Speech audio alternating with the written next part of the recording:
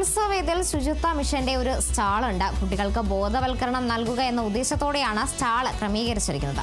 Plastic വസ്തുക്കൾ കൊണ്ട് നിർമ്മിച്ച കാക്കയും സ്റ്റാളിലെ പ്രധാന ആകർഷണമാണ്. സംസ്ഥാന സ്കൂൾ കലോത്സവ വേദിയിൽ ജില്ലാ ശുചിത്വ മിഷന്റെ ഒരു സ്റ്റാളുണ്ട്. കുറെ അധികം സംവിധാനങ്ങൾ ഈ ഒരു സ്റ്റാളിൽ ഒരുക്കിയിട്ടുമുണ്ട്. എന്തൊക്കെയാണ് എന്നുള്ളത് നമുക്ക് ഇവരോട് തന്നെ ഒന്ന് ചോദിച്ച് മനസ്സിലാക്കാം. ഹലോ സാർ, എന്താണ് ഈ ഒരു ജില്ലാ ശുചിത്വ മിഷന്റെ സ്റ്റാളും ഉണ്ട് ഇവിടെ ഉദ്ദേശിച്ചിട്ടുള്ളത്?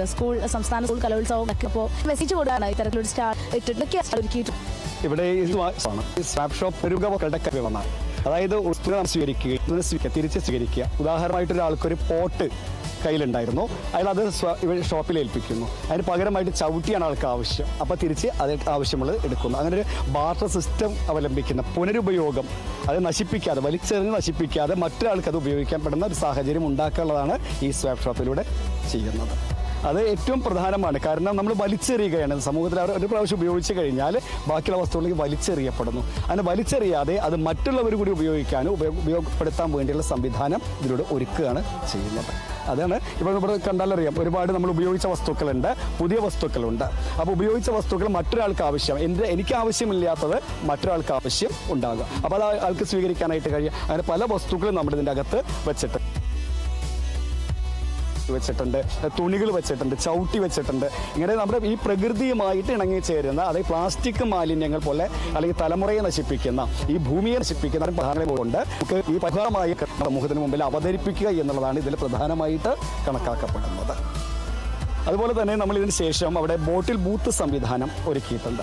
അതായത് നമ്മുടെ പ്ലാസ്റ്റിക് കുപ്പികളൊക്കെ, വെള്ളം നിറച്ച പ്ലാസ്റ്റിക് കുപ്പികൾ കൊണ്ടുവരും. അത് കഴിഞ്ഞ് വെള്ളം കുടിച്ചു കഴിഞ്ഞാൽ നമ്മൾ എന്താ ചെയ്യുന്നത്? സ്വാഭാവികമായിട്ട് വലിച്ചെറിയപ്പെടുന്നുണ്ട്. അത് നമ്മുടെ ഭൂമിയിൽ കിടന്നു കഴിഞ്ഞാൽ നമ്മുടെ മാത്രമല്ല വരും തലമുറകൾക്ക് തന്നെ ഈ പ്രകൃതി ദോഷകരമായിട്ട് ഭവിക്കാൻ. അത്തരം സാഹചര്യങ്ങളിൽ ഇത്തരം വസ്തുക്കൾ എങ്ങനെയാണ് സമൂഹത്തെ കാർന്നു തിന്നുന്നത് എന്നൊരു ബോധവൽക്കരണം നടത്തുകയാണ്. അതിൽ NSSന്റെ ഗ്രീൻ വോളണ്ടിയേഴ്സ് വളരെയധികം ശ്രദ്ധ കേന്ദ്രീകരിച്ചുകൊണ്ട് കൂടെ ഉണ്ട്.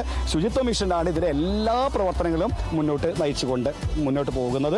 അതുപോലെ ഈ ബോട്ടിൽ ബൂത്തിൽ എന്താണ്, അവർ ഈ കുപ്പി കാണുമ്പോൾ അവരടുത്ത് പോയിട്ട് ഒരു 10 രൂപയുടെ സ്റ്റിക്കർ അത് ഒട്ടിക്കുകയാണ്. എന്നിട്ട് അവർ 10 രൂപ തിരിച്ചു വാങ്ങുന്നു, പകരമായിട്ട് വാങ്ങുന്നു. തിരിച്ചു വരുന്ന സമയത്ത് ആ കുപ്പി നമുക്ക് ഏൽപ്പിച്ചാൽ 10 രൂപ നമ്മൾ അവർക്ക് തിരിച്ചു കൊടുക്കുന്നു. ഇത് എന്തിനാണെന്ന് വെച്ചിട്ടുണ്ടെങ്കിൽ അവർ ബോധവൽക്കരിക്കുകയാണ്, നമ്മൾ ഈ സാധനം, ഈ വസ്തു ഇത് ഭൂമിക്കേറ്റ ഭാരമാണെന്നും അത് അപകടകരമാണെന്നും ഇത്തരം വസ്തുക്കൾ ഉപയോഗിക്കരുതെന്ന വലിയൊരു സന്ദേശം നമ്മുടെ സമൂഹത്തിന് പകർത്തി കൊടുക്കാൻ ബോട്ടിൽ ബൂത്ത് സംവിധാനവും അവിടെ ഒരുക്കിയിട്ട്. അപ്പോൾ ഈ ശുചിത്വ മിഷന്റെ കീഴിലും ഈ തൃശ്ശൂർ കോർപ്പറേഷൻ എല്ലാവരും കൂടി ഒറ്റക്കെട്ടായി നിന്നുകൊണ്ട് ഈ ഗ്രീൻ പ്രോട്ടോകോൾ കമ്മിറ്റിയെ വളരെ ശക്തമായി മുന്നോട്ട് നയിക്കുകയാണ്. ഈ 64ാം സംസ്ഥാന സ്കൂൾ കലോത്സവം എന്ന് പറയുന്നത് കൃത്യമായിട്ട് ഈ ഹരിതചട്ടം പാലിച്ചുകൊണ്ടാണ് നടപ്പിലാക്കുന്നത്. കാരണം ഉത്തരവാദിത്തപ്പെട്ട ഒരു കമ്മിറ്റിയായിട്ട് നമ്മൾ ഈ ഗ്രീൻ പ്രോട്ടോകോളിനെ ഈ സംസ്ഥാന സർക്കാർ അംഗീകരിക്കപ്പെട്ടു. കാരണം ഒരിടങ്ങളിൽ പോലും നമ്മൾ ഈ പ്ലാസ്റ്റിക് മാലിന്യങ്ങൾ വലിച്ചെറിയാനോ ഒന്നുള്ള അവസരമില്ല. അതിനുവേണ്ടി എല്ലാ സ്ഥലങ്ങളിലും കൊട്ടകളായിട്ട്, ബിന്നുകളായിട്ടൊക്കെ നിറച്ചു വെച്ചിട്ടുണ്ട്. ജനങ്ങളെ ബോധവൽക്കരിക്കുന്ന സംവിധാനങ്ങളും അവിടെ നടത്തി പോകുന്നുണ്ട്. അതിൽ അധ്യാപകർ 250ഓളം ഭാഷാധ്യാപകരുടെ വലിയ കൂട്ടായ്മയുണ്ട്. അവർ നടന്നുകൊണ്ട് ജനങ്ങളെ ബോധ്യപ്പെടുത്തുന്നുണ്ട്, ബോധവൽക്കരിക്കുന്നുണ്ട്. ശുചിത്വ മിഷന്റെ ധാരാളം പ്രതിനിധികളുണ്ട്, NSSന്റെ വോളണ്ടിയേഴ്സ് ഉണ്ട്, NSSന്റെ മറ്റ് കോർഡിനേറ്റേഴ്സ് ഉണ്ട്. അങ്ങനെ എല്ലാവരും കൂടി തൃശ്ശൂർ കോർപ്പറേഷൻ ശക്തമായി സ്വാധീനമുണ്ട്. ഹരിതകർമ്മ സേന, അതുപോലെ തന്നെ തൊഴിലാളികൾ, ഇവരെല്ലാവരും കൂടി ഇവിടെ ഹരിതചട്ടം പാലിച്ചുകൊണ്ട് 64 സംസ്ഥാന സമ്മേളനം മുന്നോട്ട് നയിക്കുന്നു. അവിടെ മറ്റൊരു പ്രധാന കാര്യം, എല്ലാവർക്കും 18-ാം തീയതി അവസാനിക്കുകയാണ് കലോത്സവം. ഗ്രീൻ പ്രോട്ടോകോൾ കമ്മിറ്റിക്ക് അത് 19-ാം തീയതി അവസാനിക്കുന്നുള്ളൂ. കാരണം ഇവിടെയുള്ള എല്ലാ മാലിന്യങ്ങളും ഞങ്ങൾ 19-ാം തീയതി ശുചീകരിച്ചുകൊണ്ട് ക്ലീൻ സിറ്റി ആക്കിയിട്ടാണ് നമ്മൾ തിരിച്ച് ഈ തൃശ്ശൂരിനെ കൊടുക്കാനുള്ള സംവിധാനം ഒരുക്കിയിട്ടുള്ളത്.